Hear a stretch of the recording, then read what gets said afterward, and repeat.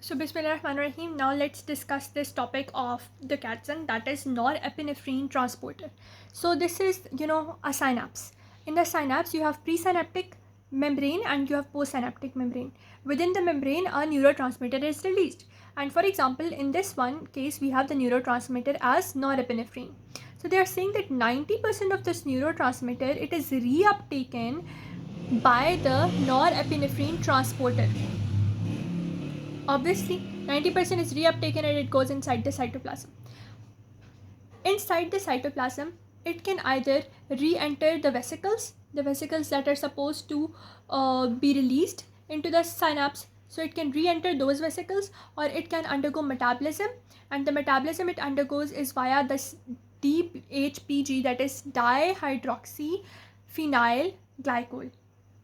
So one thing was re-entrance by this norepinephrine transporter, and 90% is taken in, and it can either become a part of the vesicles or it can either be degraded by this dihydrophenyl glycol.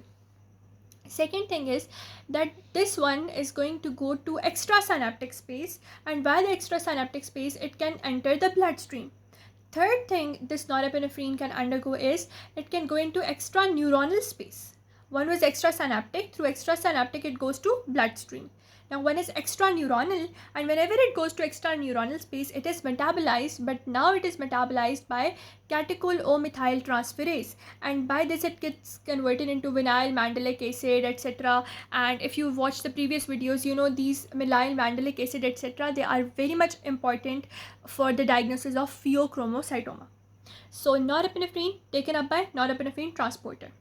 It enters cytoplasm, it can enter the vesicle, or it can undergo metabolism by dihydrophenyl glycol. Second thing, it goes to extrasynaptic space and enters bloodstream. It goes to extraneuronal space and gets metabolized by catechol O-methyl transferase.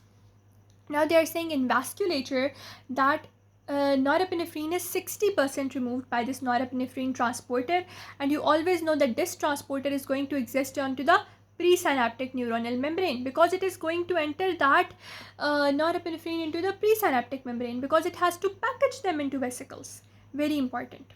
Now similar to that, apart from norepinephrine, the substances that are coming to the synaptic space, they are dopamine. So for dopamine we have dopamine transporter. For serotonin we have serotonin transporter.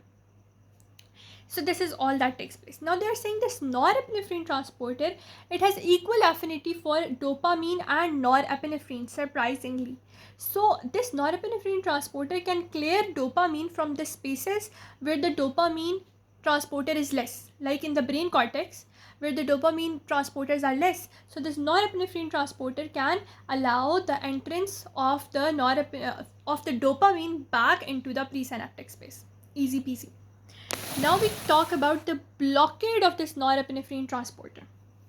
Normally what happens is that norepinephrine is taken up by norepinephrine transporter, and in such a way this norepinephrine is now not in the synaptic space, so it is inactivated and it is recycled, and the recycling process involves putting it back into these vesicles. Now second thing is blockage. Blockage is done by cocaine and methylphenidate. Both of these are non-selective psychostimulant, or it can be also tricyclic antidepressant. So what will they do? Cocaine, methylphenidate, the tricarboxylic acid nor antidepressant, which are non-selective ones, what are they going to do? They are going to inhibit this norepinephrine transporter. What will happen when the transporter is inhibited? Now this norepinephrine gets accumulated into this synaptic space. Accumulation. Second thing is enhancement of the signaling, and when it is enhanced in the signaling, when the norepinephrine is greater in the synapse, it leads to greater stimulation of the alpha and beta norepinephrine type of receptors, which are also known as adrenoreceptors, and these adrenoreceptors are generally present on this postsynaptic membrane. So whenever it is going to accumulate, this accumulation will lead to increased activation of these alpha and beta receptors on the postsynaptic membrane. What was this thing?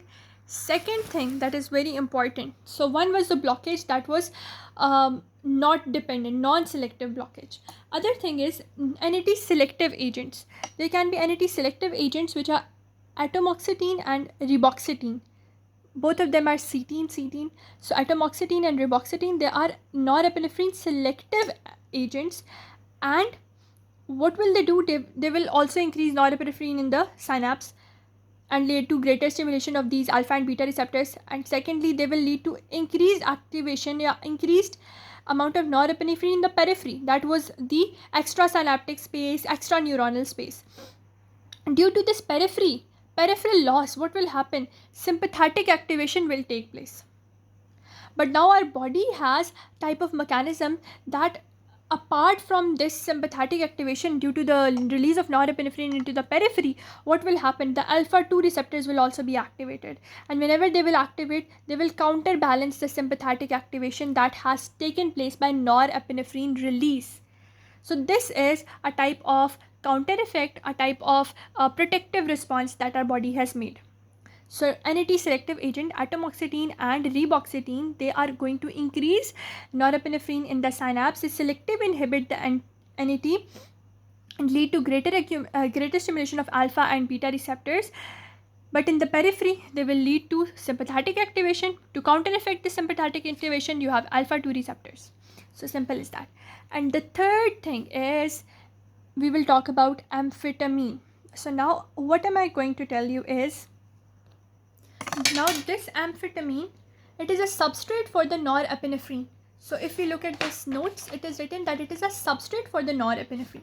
So whenever you call this thing, this is a substrate for the norepinephrine transporter, what it does, whenever it goes inside the cytoplasm, it goes to this VMAT, that is vesicle associated monoamine transporter.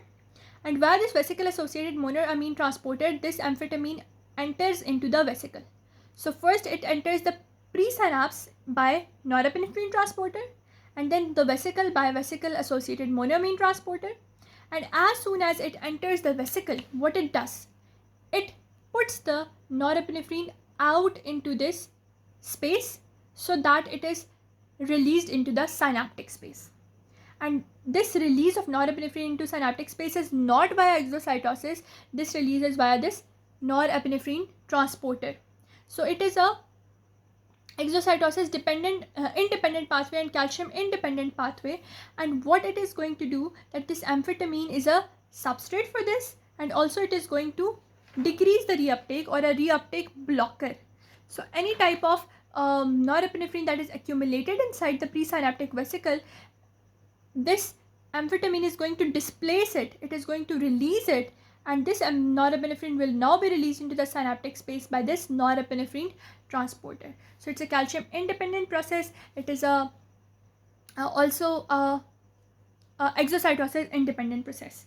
So this is how amphetamine is going to act as a substrate and a reuptake blocker. So up till now, for the normal thing, we have studied that in normal cases, norepinephrine is taken by norepinephrine transporter.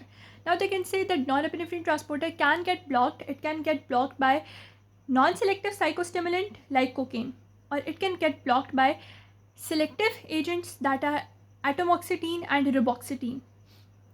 Both blockades, selective and non-selective, they have one thing, that they are going to increase norepinephrine in the synaptic space, so it leads to greater stimulation of alpha and beta receptors. But when there are selective agents involved, what do? They also increase the norepinephrine in periphery, which leads to sympathetic activation. But our body has this mechanism to counterbalance this sympathetic activation by alpha 2 receptor activation. And third thing was that a substance comes which is actually a substrate for the norepinephrine transporter, that is amphetamine. It is taken up by the norepinephrine transporter. Now this amphetamine not only goes inside the vesicle, but it also displaces the norepinephrine out of the vesicle, and now this norepinephrine is released into the synaptic space by this norepinephrine transporter. So it is a substrate and also a reuptake blocker, and major chunk of this is that is going to increase the norepinephrine in the synaptic space. So it was all from my side regarding norepinephrine transporter. I hope you understood each and everything. I tried to explain my best.